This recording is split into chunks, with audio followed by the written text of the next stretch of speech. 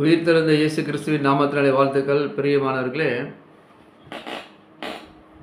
தேவன் நமக்கு எல்லா விஷயத்திலும்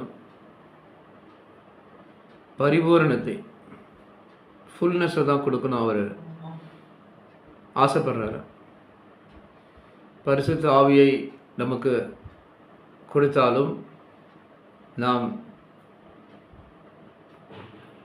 முழங்கால் அளவில்லை, இடுப்பு அளவில்லை, கழுத்தளவில் நீச்சலாலம் நீந்தி செல்லும்படியாக தேவன் நம்மை வழிநடத்துவார். அவருடைய அபிஷேகத்தை நிறைவாய் கொடுப்பார். எல்லாவற்றிலும் நிறைவை கொடுக்கிற தேவன் அவர். இதை பார்த்து கொண்டிருக்க அன்பு சகோதர சகோதரிகளே, தேவ பிள்ளைகளே, இன்று தேவனுடைய வார்த்தை நமக்கு வேதாவில் கொடுக்கப்பட்டிருக்க அந்த வார்த்தை நமக்கு நேராக கிரியை செய்ய போகிறது. யாரெல்லாம் பிஸ்னஸ் பண்ணிகிட்ருக்கீங்களோ, வேலை பண்ணி கொண்டு இருக்கிறீங்களோ, உங்கள் வருமானம் செழிக்கும், பெருகும். உங்கள் பிஸ்னஸ் இன்னிலிருந்து இயேசு கிறிஸ்துவின் நாமத்தினால அதிக வரத்தை கொடுக்கும்.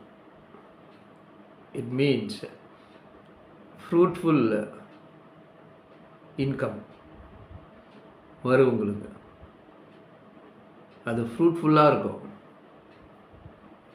மற்றவர்களுக்கு கொடுக்கத்தக்கதாக உங்கள் பேங்க் பேலன்ஸ் நிரம்பத்தக்கதாக, அக்கௌண்ட்டில் நிரம்பத்தக்கதாக, உங்கள் வாழ்க்கையில் ஆசீர்வாதம் நிரம்பத்தக்கதாக, உங்கள் குடும்பத்தில், வீட்டில், கணவன் மனைவிக்குள்ள, சகோதர சகோதரிக்குள்ள, சொந்த பந்தம்குள்ள, உங்கள் பார்த்துக்கொண்டு யாரும் உங்களுக்குள்ள நிறைவான ஒரு அந்த அன்பை, தேவ அன்பை அவர் கொடுப்பார் என்று அது நிச்சயமாக வரும். எல்லா ஆசீர்வாதமும் கொடுக்கறதுக்கு அவர் தயாராக இருக்க. இன்று இதை பெற்றுக்கொள்ள இயேசு கிறிஸ்துவின் நாமத்தை 1 கொரிந்தியர் 13:10 இவ்வாறாக எழுதப்பட்டிருக்கிறது, குறிக்கப்பட்டிருக்கிறது. நிறைவானது வரும்போது குறைவானது ஒழிந்து போகும். அல்லேலூயா. when completeness comes, scarcity will perish.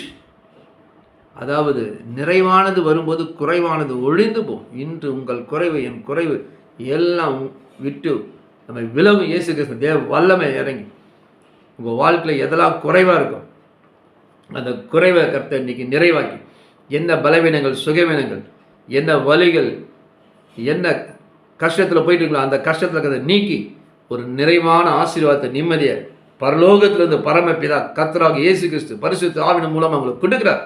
பெற்றுக்கொள்ளுங்க. கர்த்தர் உங்களை நிறைவாசீர்வதிப்பார்.